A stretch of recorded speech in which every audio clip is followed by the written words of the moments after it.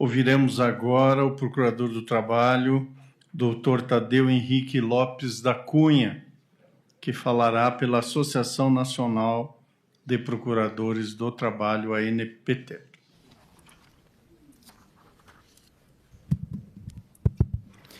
Boa tarde a todas e todos. Excelentíssimo ministro Edson Fachin, registro que é uma honra para mim aqui representar a Associação Nacional dos Procuradores e Procuradoras do Trabalho, a ANPT, da qual sou associado, que tem como missão institucional colaborar com poderes públicos no desenvolvimento da justiça, defesa dos interesses sociais, desenvolver ações específicas das funções institucionais do Ministério Público do Trabalho, MPT. Para além de uma associação que defenda os interesses corporativos, também trata da defesa de funções institucionais do Ministério Público do Trabalho, que se volta à promoção de direitos fundamentais sociais dos trabalhadores, como está previsto nos artigos 6º a 11 da Constituição da República. A minha fala vou procurar trazer aqui em 4 pontos, perpassando pelas questões 1, 11 e 12 do despacho de Vossa Excelência, em que houve a determinação da presente audiência pública. O primeiro ponto até já foi tocado aqui, no período da manhã, sobre um levantamento feito pela Universidade Federal do Paraná, em relação à quantidade de empresas que se valem de plataformas digitais de trabalho e também os setores que são abrangidos por elas. Os tipos de plataformas existentes aqui, eu vou elencar 2 tipos que são bem diferentes. A adequação e em que termos de uma decisão que tem um caráter amplo, geral e abstrato, não somente sobre o caso em questão, né, que é a Uber, mas que, porventura, seja dada abrangendo vários outros setores, e a competência para processar e julgar as ações respectivas. Bom, o ponto 1, né, sobre o levantamento, já foi trazido aqui, a Universidade Federal do Paraná mapeou em 2021, esse estudo está em fase de atualização, mais de 1.500 empresas que se valem de plataformas digitais dos mais variados setores. O setor de transporte é o que tem o maior número, mas também outros setores, como de saúde, educação, microtrabalho, serviços digitais, etc., apresentam também empresas que se valem desse mecanismo tecnológico para a contratação de pessoas. Na experiência do Ministério Público do Trabalho, nós tivemos a oportunidade de aferir o modo de funcionamento dessas empresas, das mais conhecidas e de outras não tão conhecidas, e revelando que, pelo menos, há 2 modos de funcionamento bem distintos. Um modo de funcionamento que já foi até trazido aqui, o marketplace, que é um modo de funcionamento de verdadeira intermediação, em que a empresa se vale de uma plataforma, de um mecanismo digital, e oferece ali, né, a possibilidade de pessoas colocarem os seus currículos, os seus serviços, ofertarem seus serviços, e outras empresas de outro lado, né, os usuários, os clientes, se valerem dessa plataforma para chegar até essas pessoas e contratarem os serviços dessas pessoas. Essas empresas, elas não se intrometem na relação entre o cliente, o usuário e o trabalhador.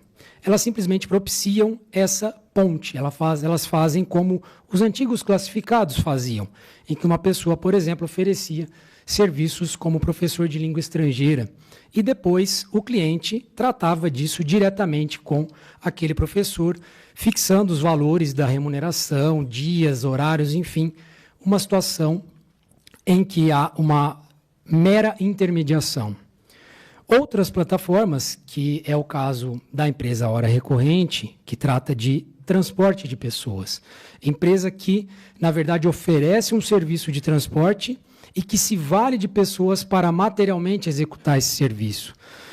Fixando o preço do serviço, fixando o modo como vai ser realizado, fixando as regras, fixando as categorias, as serviços do tipo mais popular, do tipo conforto, do tipo mais caro, enfim, e outras empresas de entrega, por exemplo, que se valem de operadores logísticos e que têm um modelo de funcionamento ainda mais próximo da subordinação, né? Quando a gente abre, por exemplo, um aplicativo desses de transporte de pessoas, o que nós temos ali, tecnicamente falando, é uma proposta de contrato. A empresa faz uma proposta de contrato para o cliente.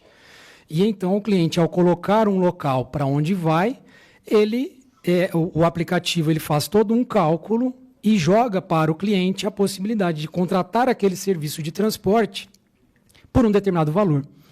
E o que ele faz ali? Uma proposta de um contrato de transporte. Então, pelo próprio direito civil, a gente já chega à conclusão de que a empresa que ali está se vale da sua condição como transportadora, sem contar do fato de que o transporte de pessoas, para realizá-lo, a empresa tem que ter uma autorização administrativa, os taxistas também têm, por exemplo, e quem tem essa autorização não é o motorista em si, mas sim a empresa de transporte por meio dos aplicativos. Então, por esses motivos, a gente já chegaria à conclusão de que é uma empresa transportadora. O que eu gostaria de enfatizar é que nós temos aí, pelo menos, 2 modelos muito diferentes e que abrangem setores que não necessariamente são os mesmos. E que a decisão dessa Suprema Corte pode, eventualmente, abranger situações que não estão dentro do processo e, inclusive, outros setores e outras plataformas que funcionam de modo diferente.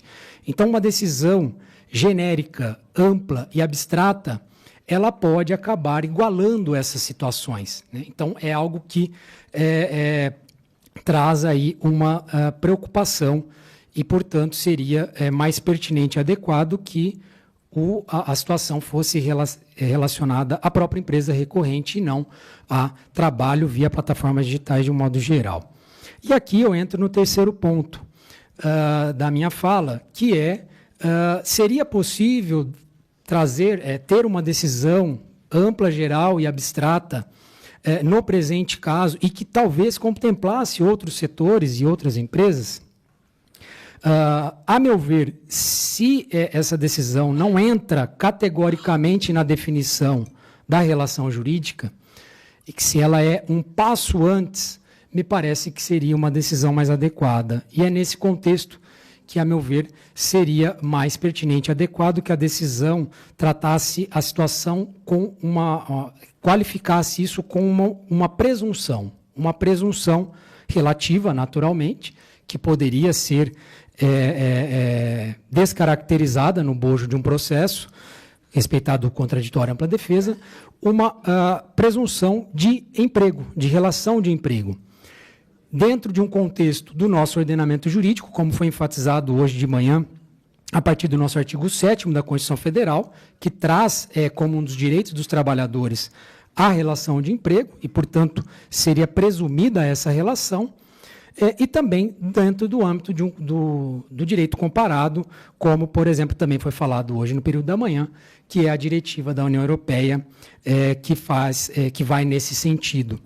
E então, a presunção aqui, inclusive, né, se a gente for analisar, também foi falado hoje de manhã pelo Dr. Renan, na ação civil pública proposta pelo Ministério Público do Trabalho, a prova fundamental que foi levada em consideração para a decisão do outro magistrado foram os dados que a empresa forneceu como dados digitais, né, enfim, das transações e de todo o modo de funcionamento da empresa.